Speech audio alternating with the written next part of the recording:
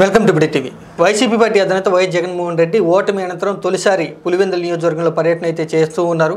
అయితే ఈ పర్యటనలో ఏ విధంగా ముందుకు వెళ్ళబోతున్నారు, వైసీపీ పార్టీని ఏ విధంగా ముందుకు తీసుకెళ్లే అవకాశాలు ఉన్నాయి, ఓటమి గల కారణాలను వైఎస్ జగన్మోహన్ రెడ్డి స్పష్టంగా తెలుసుకుంటున్నారా లేదా, ఈ అంశాల గురించి అడిగి తెలుసుకుందాం సందీప్ గారితో. సార్, ఏమంటారు? తొలిసారి జనాల్లోకి వెళ్ళారు వైఎస్ జగన్మోహన్ రెడ్డి ఓటమి అనంతరం. ప్రజల్ని కలిసి వారి దగ్గర నుంచి సమాచారాన్ని తెలుసుకుంటున్నారా, లేదా మామూలుగానే గత 5 సంవత్సరాలు ఎలా ఉన్నారో ఆ విధంగానే నడుచుకుంటున్నారా? నేను అనుకుంటామైతే గడిచిన 5 ఏళ్లలో ఎలా ఉన్నారో ఇప్పుడు కూడా జగన్మోహన్ రెడ్డి అలాగే ఉన్నారు. ఎక్కడా కూడా ఓటమికి గల కారణాలు ఏంటి అనేటువంటి అంశాలను తెలుసుకుని వాటిని సరిదిద్దుకుని ముందుకు వెళ్ళేటువంటి పరిస్థితి అయితే కనిపించట్లేదు. ఇప్పుడు 4వ తేదీ ఫలితాలు వచ్చినాయి, ఇవాళ 24వ తేదీ, అంటే 20 రోజులు గడిచింది.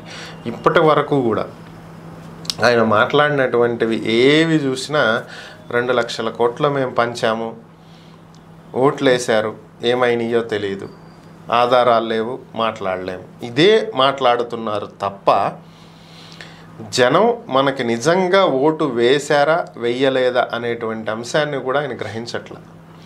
ఈవెన్ ఆయన పార్టీ ఎమ్మెల్యేలు కనీసం, అదే ఎమ్మెల్యేలు అనలేము, మాజీ ఎమ్మెల్యేలు అనుకోండి, ఆ పార్టీ అభ్యర్థులన్నా కనీసం దాన్ని గుర్తించారు. మీరు గమనిస్తే జనసేన నుంచి వచ్చినటువంటి రాపాక వరప్రసాద్ అన్నాడు, మాకు ఓట్లు వెయ్యలేదు జనం, వేసుంటే మేము గెలిచేవాళ్ళం, ఈవీఎంల ట్యాంపరింగ్ అయితే ఏమీ లేదు, ఇది కేవలం జనం ఓట్లు వెయ్యకపోవటం వల్లే మేము ఓడిపోయాము. అటు 3 పార్టీలు కలిసినాయి కాబట్టి ఓట్ షేరింగ్ వాళ్ళ మధ్యలో బాగా జరిగింది అనేది ఆయన ఓపెన్గా చెప్పాడు. ఈరోజు కాసు మహేష్ రెడ్డి చెప్పాడు, గురజాల మాజీ ఎమ్మెల్యే. అలానే గుడివాడ అమర్నాథ్ గారు చెప్పారు, కూల్చివేతలు ఇలాంటి చర్యలు తీసుకోవటం వల్లే మేము ఈరోజు ఓడిపోవటం జరిగింది. అలాగే కాసు మహేష్ రెడ్డి గారు అన్నారు, చంద్రబాబును అరెస్టు చేయించడం మాకు మైనస్ అయ్యింది, దానివల్ల ఆయనకు సింపతి పెరిగింది. అలాగే కల్తీ మద్యం, ఊరు పేరు లేని బ్రాండ్లు అధిక ధరలకు అమ్మటం, సో వీటి గురించి మేము ఎన్నిసార్లు చెప్పినా సజ్జల రామకృష్ణారెడ్డి, విజయసాయిరెడ్డి పట్టించుకోలేదు, ఇలాంటివన్నీ మా ఓటమికి కారణాలు అయినాయి అని చెప్పి ఆయన కూడా చెప్పడం జరిగింది. సో మరి ఇలాంటి వాటన్నింటినీ వీళ్ళ దగ్గర నుంచే తెలుసుకోవాలి.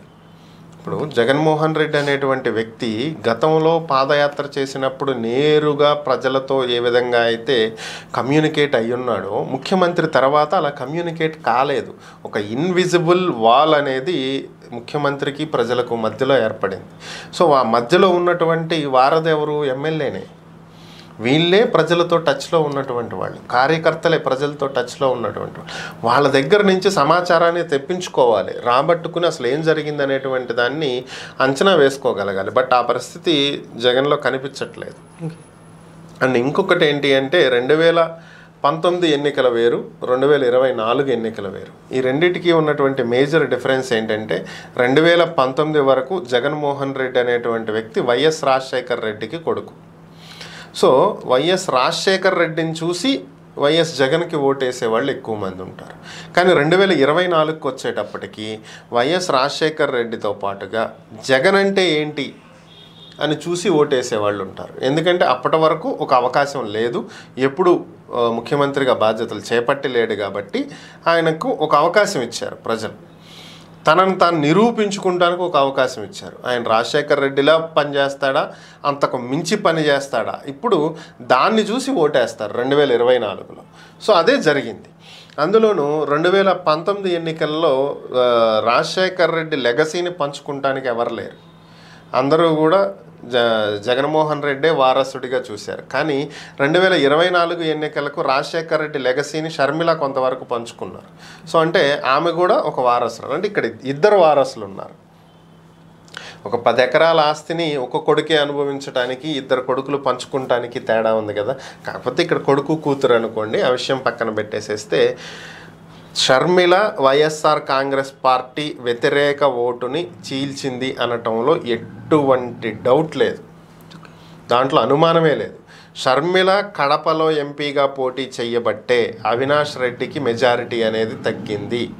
ఒకవేళ షర్మిల గనక పోటీ చేసి ఉండకపోతే అవినాష్ రెడ్డికి వచ్చినటువంటి ఈ 62,000 మెజారిటీ ఏదైతే ఉందో ఇది 100% టీడీపీ అభ్యర్థికి వెళ్ళేది.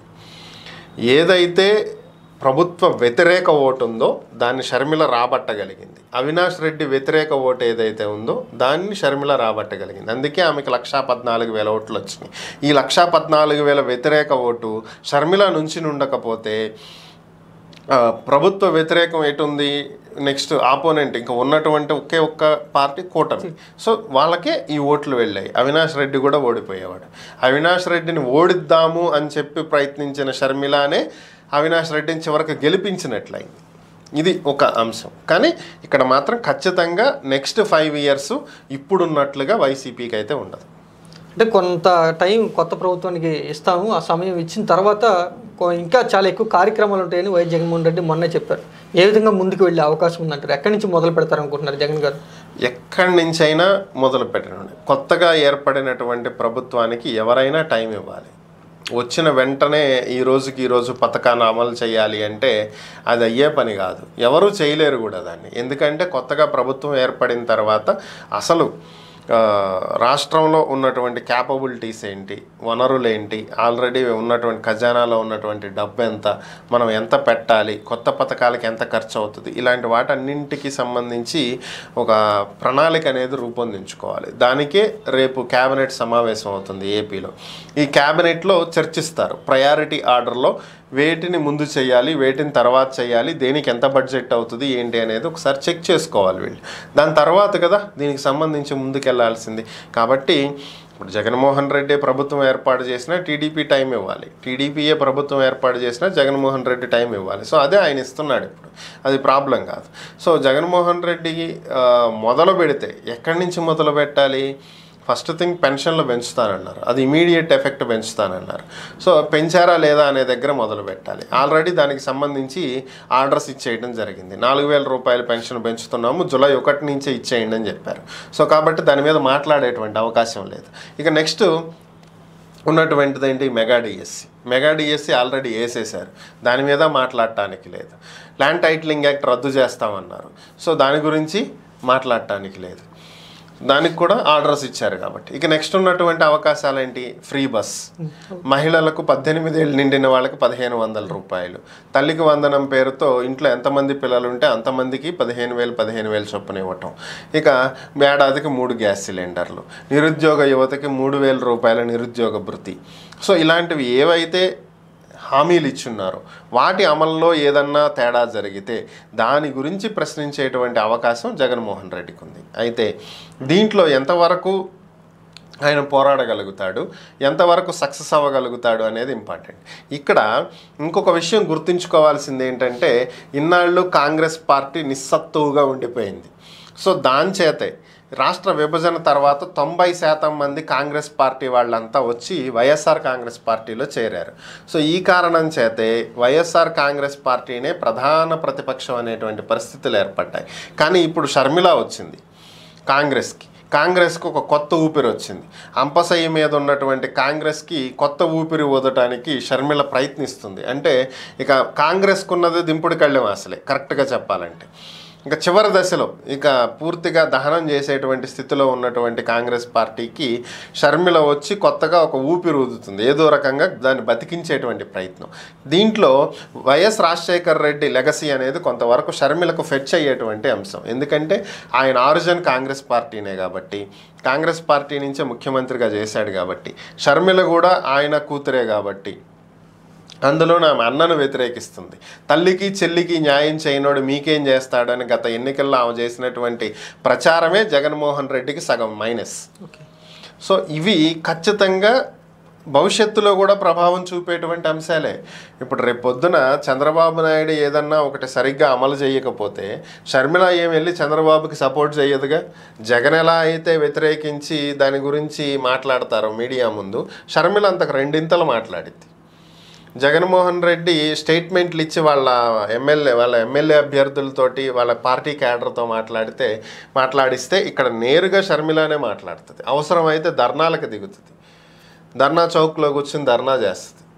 సో వీటన్నిటి వల్ల ఏమవుతుందంటే వచ్చేటువంటి ప్రభుత్వ వ్యతిరేక ఓటు భవిష్యత్తులో కూడా చీలిద్ది. వైఎస్ఆర్ ఏ ప్రభుత్వానికైనా ఎంతో కొంత వ్యతిరేకత ఓటు అనేది ఉంటుంది. ఎందుకంటే 100% ఎవరిని కూడా సంతృప్తి పరచలేము. కాబట్టి ఈ వ్యతిరేకత ఏదైతే ఉంటుందో దాన్ని ఇటు జగన్ అటు షర్మిల ఇద్దరూ పంచుకోవాలి. అలాగే జగన్ ఆల్రెడీ ప్రజలు చూసేశారు జగన్ ఏంటి అనేది. ఇక్కడ రాజశేఖర్ రెడ్డి లెగసీ జగన్కి తక్కువ ఉపయోగపడింది. ఎందుకంటే ఇన్నాళ్ళు రాజశేఖర్ రెడ్డి కొడుకుని పెద్ద ఆయన కొడుకుని ఆయన బిడ్డగా నన్ను ఆశీర్వదించండి నేను జగన్ అడగటానికి అవకాశం ఉంది. ఇచ్చినటువంటి అవకాశంలో ఈ 5 ఏళ్ళు నువ్వేం ప్రూవ్ చేసుకున్నావు అనేది ఇక్కడ ప్రజలు చూస్తారు ఇప్పుడు. సో దానికంటే ఇప్పుడు షర్మిలకు అవకాశం ఉంది. నేను ఆయన కూతుర్ని ఆయన ఆశయాల కోసం వచ్చాను, కాంగ్రెస్ పార్టీయే ఆయన ఊపిరి, సో కాంగ్రెస్ పార్టీలోనే ఆయన ఉన్నారు, సో నేను దానికోసం పాటుపడుతున్నాను, ఆయన ఆశయాలను నేను సాధిస్తానని చెప్పి ఆమె చెప్తుంది. ఇప్పుడు ఆమెకు అవకాశం ఎక్కువ ఉంటుంది జగన్ కంటే కూడా. ఈ వ్యతిరేక ఓటు కూడా చీలుతుంది. రాజశేఖర్ రెడ్డి అభిమానులు చీలుతారు. జగన్కి సొంతంగా అభిమానులు ఎంతవరకు ఉన్నారు అనే విషయం ఆలోచిస్తే మనం చాలా తక్కువ మంది ఉంటారు. కంపేర్ టు రాజశేఖర్ రెడ్డి జగన్ సొంత అభిమానులు తక్కువ. సో కాబట్టి అది ఎక్కువ శాతం జగన్కి కలిసి వచ్చేటువంటి అంశమేం కాదు. కాబట్టి భవిష్యత్తులో ప్రభుత్వ వ్యతిరేక ఓటుని ఇద్దరూ పంచుకోవాలి. కాబట్టి ఓన్లీ వైసీపీకి కలిసి వచ్చేటువంటి అవకాశాలు తక్కువ ఉంటాయి. 151 నుంచి వైసీపీ 11 సీట్లు పడిపోయింది, వైసీపీ పార్టీ పని అయిపోయింది అని చెప్తూ ఉన్నారు. కూటమి బలంగా ఉంది, తెలుగుదేశం పార్టీ బలం పుంజుకుంది. వచ్చే ఎన్నికల్లో కూడా వైసీపీ పార్టీకి ఎలాంటి అవకాశం లేదని చాలామంది విమర్శిస్తున్నారు వైసీపీ పార్టీని. నిజంగా అలాంటి పరిస్థితులు ఉన్నాయి ప్రస్తుతం వైసీపీకి? అంటే ఇక్కడ 11 సీట్లు వచ్చినాయా లేదంటే ఒకటే సీట్ వచ్చిందా అనేది మ్యాటర్ ఏం కాదు. ఇక్కడ 5 ఏళ్ళు గడిచే లోపటికి కూటమి ఇంతే స్ట్రాంగ్గా ఉంటుందా, కూటమికి బీటలు రావా అనేది కూడా ప్రశ్నే. ఇక్కడ ఓన్లీ తెలుగుదేశం పార్టీ సింగిల్గా పోటీ చేసి గెలవాల. తెలుగుదేశం పార్టీ, జనసేన, బీజేపీ 3 పార్టీల మధ్యలో ఓట్ షేర్ జరిగింది కాబట్టి ప్రభుత్వ వ్యతిరేక ఓటు చీలిపోకుండా ఒక చోటకు వచ్చింది కాబట్టి కూటమి ప్రభుత్వాన్ని ఏర్పాటు చేయగలిగింది. వచ్చే ఎన్నికల్లో కూడా ఇలాగే కూటమి కలిసే వెళ్ళిద్దా?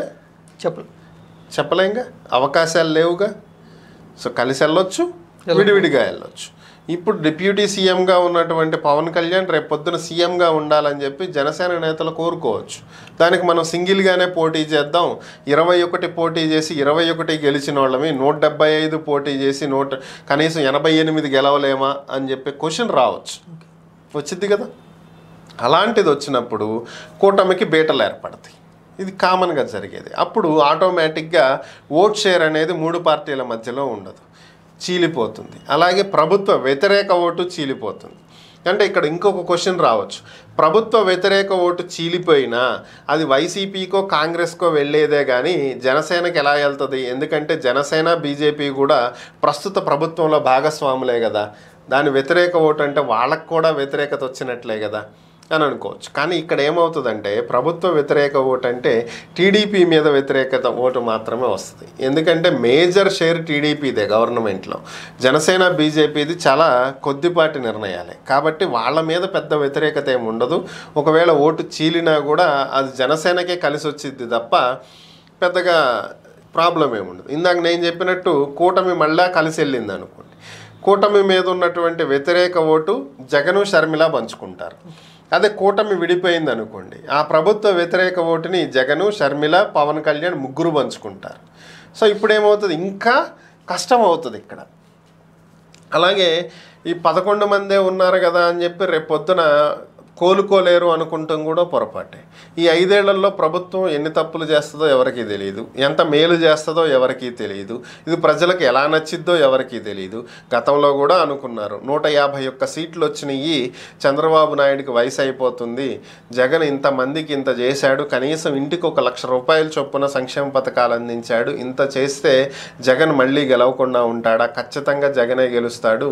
ఈసారి టీడీపీ ఓడిపోతే ఆ నెక్స్ట్ టర్మ్కి చంద్రబాబు నాయుడికి అంత వయసు ఉండదు కాబట్టి ఆయనకి అధికారంలోకి రాలేడు, లోకేష్కి అంత సత్తా లేదు, టీడీపీ ఈసారితో భూస్థాపితం అయిపోయింది, 2019 ఎన్నికలే టీడీపీకి చివరి ఎన్నికలు అని చెప్పి చెప్పుకోవటం జరిగింది. విశ్లేషకులు అందరూ కూడా భారీ స్థాయిలో అంచనాలు వేశారు. కానీ మరి ఏం జరిగింది? 2024కి అంతా తారుమారైపోలా. సో మరి 2029కి ఎలా ఉంటుందో ఎవరికి తెలుసు? ఎవరు ఊహించలేనటువంటి పరిస్థితి. అనూహ్యంగా వైఎస్ఆర్ కాంగ్రెస్ పార్టీ కోలుకోవచ్చు, చెప్పలేం. కానీ అలాగని వైసీపీ పార్టీ అధికారంలోకి వస్తుందా అంటే అది కూడా గ్యారంటీ ఏం లేదు. ఎందుకంటే ఓట్ షేరింగ్ అనేది చాలా డిఫరెంట్గా ఉంటుంది. ఈసారి కూడా షర్మిల ప్రభావం చాలా ఎక్కువగా ఉంటుంది వైసీపీ మీద. మొన్న ఎన్నికల్లో షర్మిలకు ఉన్నటువంటి టైం చాలా తక్కువ, కానీ ఈసారి షర్మిలకు 5 సంవత్సరాల సమయం ఉంది. ఈ 5 ఏళ్లలో కాంగ్రెస్ పార్టీని వీలైనంత బలంగా షర్మిల తయారు చేయగలుగుతుంది. సో దీనివల్ల వైఎస్ఆర్ కాంగ్రెస్ పార్టీకి చాలా పెద్ద దెబ్బ పడుతుంది. కాంగ్రెస్ కోలుకోవటం కనిపిస్తే వైసీపీకి వచ్చినటువంటి కాంగ్రెస్ నేతలు మళ్ళా తిరిగి సొంత గూటికి వెళ్ళేటువంటి అవకాశాలు చాలా ఎక్కువ ఉన్నాయి. ఆల్రెడీ గడిచిన ఎన్నికల్లో కూడా అంటే 24 ఎన్నికల్లో కూడా కొంతమంది వైసీపీలో టికెట్ రాని వాళ్ళు కాంగ్రెస్లోకే వెళ్ళారు. వాళ్ళు వెళ్ళింది కాంగ్రెస్ పార్టీని చూసి కాదు, షర్మిలను చూసి వెళ్ళారు. రాజశేఖర్ రెడ్డి లెగసీ షర్మిల ద్వారా వాళ్ళకు ఉపయోగపడిద్ది అనేటువంటి ఒక్క కారణంతోనే వెళ్ళిన వాళ్ళు ఎక్కువ మంది ఉన్నారు. కాబట్టి ఇది భవిష్యత్తులో కూడా కొనసాగుతుంది. షర్మిల భారీ స్థాయిలో జగన్కి నష్టం కలిగించబోతుంది, ఇది వాస్తవం. షర్మిలను కలుపుకుంటే జగన్కి మేలు జరిగిద్ది తప్ప షర్మిల సపరేట్గా ఉన్నంత వరకు జగన్మోహన్ రెడ్డికి అది నష్టమే. అంతకంటే ఆయన 2014 నుంచి 2019 వరకు ప్రతిపక్షంలో ఉన్న దానికంటే ఈసారి ఎక్కువ కష్టపడాలంటారు? అయితే చాలా ఎక్కువ కష్టపడాలి. పార్టీ పెట్టి పార్టీ తరపున పోటీ చెయ్యటానికి ఎవరు లేనటువంటి స్థితి, ఆయన ఒక్కడే పార్టీలో మెంబర్ ఇంకా ఎవరూ లేరు అనుకున్నటువంటి పరిస్థితి ఎట్లుందో అంత స్థాయి నుంచి పైకి తీసుకురావాల్సినటువంటి పరిస్థితి. అంటే ఆల్రెడీ 175 మంది అభ్యర్థులు ఉన్నారు, 25 మంది ఎంపీ అభ్యర్థులు ఉన్నారు, పార్టీ క్యాడర్ ఉంది, ఇంతమంది ఉన్నారు కదా. అంటే ఇవి ఏవీ లేనట్లే లెక్క. ఈరోజు జగన్మోహన్ రెడ్డి పరిస్థితి ఏంటి అంటే ఆయన ఒక్కడే పార్టీ, మిగతా అంతా కూడా అవకాశం ఎప్పుడు వస్తే అప్పుడు పార్టీ మారే అవకాశం ఉంటుంది. ఎనీ టైం జగన్మోహన్ రెడ్డిని విడిచే అవకాశం కూడా ఉంటుంది, చెప్పలేము, ఏదైనా జరగవచ్చు. ఇక్కడ టికెట్ రాకపోతే ఇంకో చోటకి వెళ్ళిపోయే రోజులు ఇవి. కాబట్టి వీళ్ళందరూ జగన్మోహన్ రెడ్డిని నమ్ముకుని ఉంటారా అంటే అవకాశం లేదు. సో 0 స్టేజ్ నుంచి మళ్ళీ ఇప్పుడు ఆయన మెట్లు ఎక్కుకుంటూ రావాల్సినటువంటి పరిస్థితి. సో ఇది చాలా టఫ్. అందులోనూ షర్మిల ఎదురు పోటీగా కూడా షర్మిల ఉంది కాబట్టి అది చాలా వరకు జగన్మోహన్ రెడ్డికి ఎఫెక్ట్ చూపించే ఛాన్సెస్ ఉంటాయి. ఇది ఓన్లీ రాజశేఖర్ రెడ్డి లెగసీని బేస్ చేసుకునే ముందుకు వెళ్ళాలి అంటే నడవదు. గడిచిన 5 ఏళ్లలో జగన్ ఏం చేశాడు అనేది కూడా చూపించుకోగలగాలి. ఆ చూపించుకునేది కరెక్ట్గా లాస్ట్ టైం చూపించుకుని ఉంటే, అది జనం నమ్మి ఉంటే ఈసారి అధికారంలోకి వచ్చేవాడు. కానీ జగన్ లాస్ట్ టైం చేసింది పెద్దగా ఏం లేదని ప్రజలు నమ్మబట్టే పక్కన కూర్చోబెట్టారు. రేపు పొద్దునైనా అదే జరుగుతుంది. కాబట్టి ఓట్ షేరింగ్ అనేది ఇక్కడ కీలకం. దాన్ని ఎలా మేనేజ్ చేసుకుంటాడు జగన్ అనే దాని మీద డిపెండ్ అయ్యే ఉంటుంది. Poll management important. గ్రౌండ్ లెవెల్లో కార్యకర్తలను సమన్వయపరచుకోవాలి. గ్రౌండ్ లెవెల్లో ఉన్నటువంటి పార్టీ క్యాడర్ని అంతా కూడా మళ్ళీ ఒక తాటి మీదకి తీసుకురావాలి. ఎప్పుడైతే వాలంటీర్ వ్యవస్థ, సచివాలయ వ్యవస్థ ప్యారలల్గా రన్ చేస్తున్నారో అప్పుడే జగన్కి కార్యకర్తలు, పార్టీ క్యాడర్ దూరం అయిపోయారు. మేము రాజశేఖర్ రెడ్డి కొడుకు, మా మనిషి, ఎలాగైనా ఆయన ఒకసారి సీఎంగా తీసుకొచ్చుకోవాలి అని చెప్పి ఆ రోజు ఎంతో ఆశపడినటువంటి కార్యకర్తలే ఎప్పుడైతే వాలంటీర్ వ్యవస్థ, సచివాలయ వ్యవస్థ వచ్చిందో అసలు ఎందుకు తీసుకొచ్చుకున్నావురా అని అనుకున్న రోజులు కూడా ఉన్నాయి. చాలామంది అనుకున్నారు. ఇది వాళ్ళకి వాళ్ళ గుండెల మీద చెయ్యేసుకుని చెప్పుకుంటే తెలుస్తుంది. మీడియా ముందుకు వచ్చి మేము అట్లా అనుకోలేదు అని చెప్తే చెప్పొచ్చేమో, కానీ వాస్తవం అయితే అనుకున్నారు. ఈయన అసలు ఎందుకు తీసుకొచ్చాం, అసలు మనం ఎందుకు ఈయనకి పని చేయాలి అని అనుకున్న వాళ్ళు కూడా ఉన్నారు. సో వాళ్ళు రేపు షర్మిలకి పనిచేసే అవకాశం ఉంటుంది. వీళ్ళందరినీ అతను కలుపుకుపోవాలి, వీళ్ళందరినీ దగ్గరకు తీసుకోవాలి, మళ్ళా ప్రజల్లోకి వెళ్ళాలి, పార్టీ క్యాడర్లోకి వెళ్ళాలి, వాళ్ళందరితో మాట్లాడాలి. ఇదే ఈగోయిస్టిక్ ధోరణి ఉంటే మాత్రం ఏ నాటికి ముందుకు వెళ్ళే అవకాశం లేదు. ఆ ఈగో పక్కన పెట్టాలి. నేనేదో ప్రిన్సెస్ రాజకుమారుడు అనుకుంటే అవ్వదు. గ్రౌండ్ లెవెల్కి రావాలి, తిరగాలి, పార్టీ క్యాడర్తో మాట్లాడాలి, వాళ్ళతోటే ఉండాలి, వాళ్ళని మరలా దగ్గరికి చేర్చుకోవాలి. గతంలో జరిగిన తప్పులు భవిష్యత్తులో జరగవని నమ్మకంగా వాళ్ళని చెప్పుకోగలగాలి, కన్విన్స్ చేసుకోగలగాలి, వాళ్ళు జగన్తో కలిసి నడిచేలా చేసుకోగలగాలి. అప్పుడే వైసీపీ బతికే అవకాశం ఉంటుంది. లేదంటే పూర్తిగా ఇబ్బంది పడే అవకాశం ఉంటుంది. ఇవన్నీ చేస్తూనే కూటమి బేటలు వారటానికి కావాల్సినటువంటి ప్రణాళికలు రచించుకోగలగాలి. ఇంత చేస్తే కానీ జగన్ మళ్ళీ అధికారంలోకి వచ్చే అవకాశం లేదు. అంటే 11 సీట్లు వచ్చినా కూడా, ఇంత ఘోర ఓటమి వచ్చినా కూడా 40% ఓట్ షేర్ ఉందని జగన్ గారు నమ్ముతున్నారు. 40% కూడా కంటిన్యూ అయ్యే అవకాశం ఉంది 5 సంవత్సరాలు? ఉండకపోవచ్చు. 40% వచ్చినంత మాత్రాన అది కంటిన్యూ అవుతుందన్న గ్యారంటీ ఏం లేదు. నేను చెప్తున్నది అదే. ఆ ఓటు కూడా రేపు షర్మిలకు షిఫ్ట్ అయ్యే ఛాన్సెస్ కూడా ఉంటాయి. లేదా కూటమి బాగా చేసింది అనేటువంటి పరిస్థితులు కనిపిస్తే కూటమి వైపుకే కొంత వెళ్ళిపోయేటువంటి అవకాశం కూడా ఉంటుంది. మీరు గమనిస్తే లాస్ట్ 5 ఇయర్స్లో ప్రజలు పడినటువంటి ఇబ్బందులను మనం బేసిక్గా పైన చూద్దాం, ఇన్డెప్త్గా మనకొద్దు. మొదటిది యువతకు ఉద్యోగాలు లేవు. సో ఇప్పుడు ఉద్యోగాలు మెగా డిఎస్సి వేశారు. ఇది ఒక్కటే ఉద్యోగాలని నేను అనట్లేదు, ఇతర కంపెనీలను తీసుకొస్తామని చెప్తున్నారు. కంపెనీలు ఏపీలో పెట్టుబడులు పెడితే ఉద్యోగాలు వచ్చేటువంటి అవకాశం ఎక్కువగా ఉంటుంది. సో ఇక్కడ యువత ఆటోమేటిక్గా సాటిస్ఫై అవుతారు. 2 ధరల నియంత్రణ. లాస్ట్ టైము సంక్షేమ పథకాలు భారీగా ఇచ్చినటువంటి నేపథ్యంలో ఆ బరువు కూడా ప్రజల నెత్తినే మోపి పన్నుల రూపంలో కావచ్చు ఏదైనా కావచ్చు ధరలు పెంచారు. ఇప్పుడు మేము ధరలు పెంచమని చెప్పి క్లారిటీ ఇచ్చేశారు. వచ్చేటువంటి ఆదాయంతో ముందుకు వెళ్తామని చెప్పారు. అలాగే చెత్త మీద పన్ను రద్దు చేశారు ఆల్రెడీ. గతంలో చాలామంది దీన్నే విమర్శించింది, చెత్తకు పన్ను వేయటం ఏంటి అని చెప్పి. అది చెప్పుకోవటంలో గత గవర్నమెంట్ విఫలమైంది. ఎందుకని ఈ చెత్త మీద పన్ను తీసుకొచ్చింది రాష్ట్ర ప్రభుత్వం కాదు, కేంద్ర ప్రభుత్వం. స్వచ్ఛ భారత్లో భాగంగా కేంద్ర ప్రభుత్వం నీతి ఆయోగ్ ప్రతిపాదనలతోటి చెత్త పన్ను అనేది తీసుకురావటం జరిగింది, గార్బేజ్ ట్యాక్స్. సో అది ఈ ప్రభుత్వం ప్రజలకు కన్వే చేయటంలో మిస్ అయింది. సో దాన్ని ప్రస్తుత ప్రభుత్వం చెత్త మీద పన్ను రద్దు చేసేస్తున్నాము, ఎక్కడా కూడా ప్రజల నుంచి వసూలు చేయొద్దు అని ఆల్రెడీ మున్సిపాలిటీలు, మున్సిపల్ కార్పొరేషన్స్, గ్రామాలకు, సచివాలయాలకు అన్నిటికీ సర్క్యులర్స్ ఇవ్వటం జరిగింది. సో ఇక్కడ ప్రభుత్వం సక్సెస్ అయినట్లే. ఇక ముఖ్యమైనటువంటిది రవాణా వ్యవస్థ, రోడ్లు. ఎక్కడ చూసినా సరే ఏపీలో రోడ్ల గురించే చర్చలు గత 5 ఏళ్లలో. నిన్ననే రవాణా శాఖ మంత్రి ప్రకటించారు, ముందు రోడ్లు బాగుంటే ప్రమాదాలు జరగకుండా ఉంటాయి. సో కాబట్టి మేము ముందు రోడ్ల మీద దృష్టి పెడతాం, వచ్చే 2 నెలల్లో మరమ్మత్తు కార్యక్రమాలు చేపడతామని చెప్పి. అంటే గతంలో కూడా చంద్రబాబుకు మంచి పేరుంది, సంక్షేమ పథకాలు ఇచ్చినా ఇవ్వకపోయినా ముందు పల్లెటూరుల నుంచి పట్టణాల వరకు అన్ని రోడ్లు మాత్రం నీట్గా తీర్చిదిద్దుతాడు, ఇన్ఫ్రాస్ట్రక్చర్ డెవలప్మెంట్ బాగుంటుంది, గుడ్ అడ్మినిస్ట్రేటర్ అని. సో దాన్ని వాళ్ళు మరలా ప్రూవ్ చేసుకోవడానికి అవకాశాలు ఉన్నాయి. ఇక ఇప్పుడు చంద్రబాబుతో పాటు పవన్ కళ్యాణ్ కలిసి ఉన్నాడు. పవన్ కళ్యాణ్ చేసేటువంటి నిర్ణయాలు కావచ్చు, విధానాలు కావచ్చు చాలా డిఫరెంట్గా ఉంటాయి. మీరు ఆయన ఏరి కోరి కావాలని చెప్పి కేరళ క్యాడర్కి చెందిన కృష్ణతేజని ఇక్కడికి ఓఎస్డీగా తెచ్చుకోవటం జరిగింది. కృష్ణతేజకు ఉన్నటువంటి ట్రాక్ రికార్డు చూసుకుంటే భారీ ప్లస్లు, తక్కువ ఏజ్లో భారీ స్థాయిలో సెంట్రల్ గవర్నమెంట్ నుంచి ప్రశంసలు అందుకున్నటువంటి ఒక ఐఏఎస్ అధికారి.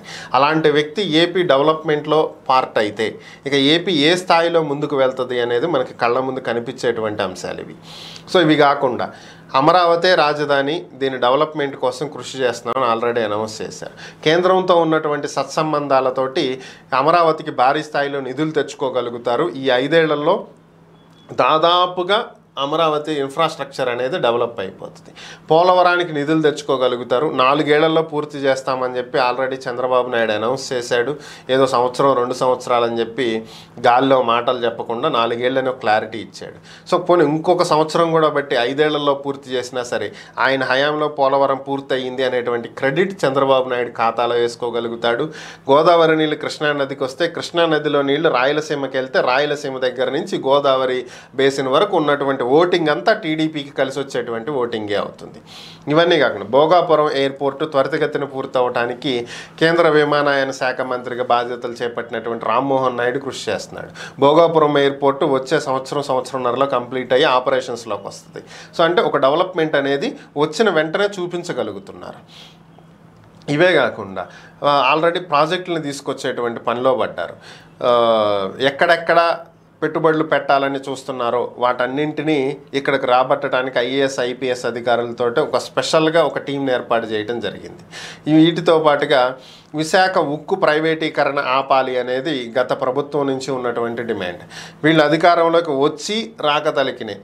కేంద్ర మంత్రి కిషన్ రెడ్డి అనౌన్స్ చేశాడు, ఉక్కు పరిశ్రమ ఇప్పుడు విశాఖ ఉక్కు ప్రైవేటీకరణ మీద మేము దృష్టి పెట్టట్లేదు, ఒక 3,000 కోట్ల రూపాయలు నిధులు మంజూరు చేస్తాము, ప్రస్తుతం విశాఖ ఉక్కు రన్ అవుతుంది అని చెప్పి ఆయన క్లారిటీ ఇచ్చేశాడు. అంటే విశాఖ ఉక్కు ప్రైవేటీకరణని టీడీపీ ఆపగలిగింది అనేటువంటి క్రెడిట్ టీడీపీ ఖాతాలో ఆల్రెడీ వేసేసుకున్నారు. సో ఇవి కాకుండా కేంద్రం నుంచి రావాల్సినటువంటి నిధులు రాబట్టుకోగలుగుతున్నారు, ఎంతో కొంత తెచ్చుకోగలదు. కేంద్రంతో సానుకూలమైనటువంటి సంబంధాలు ఉన్నటువంటి నేపథ్యంలో ప్రస్తుత ప్రభుత్వానికి ప్లస్లు ఎక్కువ ఉన్నాయి. వీటిని సరిగ్గా సద్వినియోగం చేసుకుంటే ఇవి నెక్స్ట్ 5 ఏళ్లలో వీళ్ళకి మంచి లెగసీ క్రియేట్ చేసి పెడతాయి. దీనివల్ల వైసీపీకి ఎక్కువ నష్టం కలుగుతుంది. సో ఇది యాజ్ ఇట్ ఈజ్ అనుకున్నట్టుగా జరిగితే 2029కి కూటమికి చాలా ప్లస్ అయ్యేటువంటి అవకాశం ఉంది. ఇప్పుడు అధికారంలో ఉన్న వాళ్ళకే 29 ఎన్నికలు కూడా కలిసి వచ్చే అవకాశాలు ఎక్కువ. వాళ్ళు చేసే ప్రతి తప్పు మీద వాళ్ళకి కొన్ని నెగిటివ్స్ రాసి పెట్టి ఉంటాయి. ఇది కాంపిటేటివ్ ఎగ్జామ్స్లో ప్లస్ మార్క్స్ నెగిటివ్ మార్క్స్ ఎలా అయితే ఉంటాయో ఇప్పుడు టీడీపీ ఏం తప్పులు చేస్తుంది అనేదే ఇంపార్టెంట్. ప్రతి అంశాన్ని చాలా సున్నితంగా డీల్ చేసుకుంటూ వెళ్ళాలి. వాళ్ళు కత్తి మీద నడుస్తున్నట్టే. అది ఎంతవరకు బ్యాలెన్స్డ్గా వెళ్తారనే దాని మీదే భవిష్యత్తు ఆధారపడి ఉంటుంది. Okay, thank you sir. Sandeep గారు చెప్పినట్టు మాటలు బట్టి చూస్తే 11 సీట్లకు పరిమితమైనా కూడా వైసీపీ పార్టీ గతంలో కంటే ఈసారి చాలా ఎక్కువ కష్టపడాలి. ఆ పార్టీ అధినేత వైఎస్ జగన్మోహన్ రెడ్డి నిర్ణయాత్మకంగా ముందుకు వెళితేనే వైసీపీ పార్టీ మళ్ళీ కోలుకునే అవకాశం ఉంది అని చెప్తున్నారు.